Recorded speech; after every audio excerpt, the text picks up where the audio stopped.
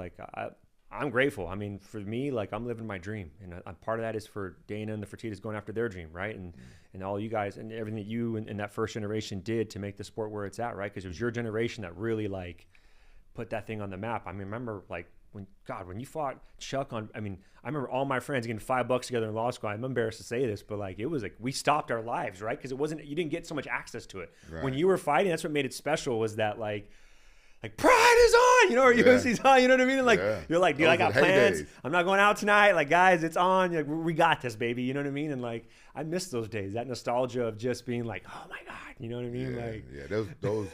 Those are far gone. I had no idea that MMA was going to be this big. I had no idea, and I was actually worried that MMA was going to be like PKA kickboxing. Do you remember PKA kickboxing? Oh yes. It just.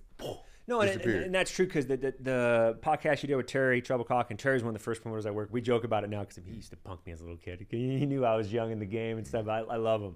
And, man, it's just hearing those stories of just like Rampage. I mean, there is no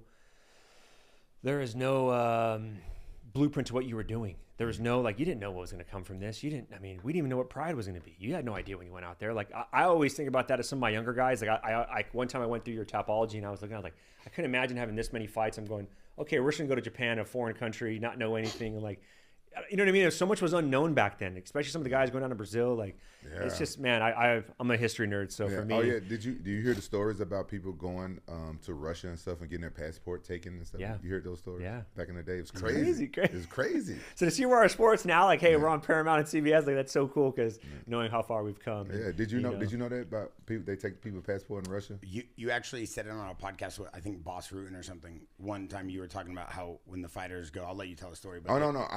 It never happened to me, but I've heard. Yeah. You guys. Well, they also talked about back then it was very hard for the organizations to get visas. So when you had K1 and Pride and all these organizations moving around. But I mean, think about it in today. Look how hard it is for a guy who's the most famous fighter on the planet, Khamzat Chimaev. It took him 2 years.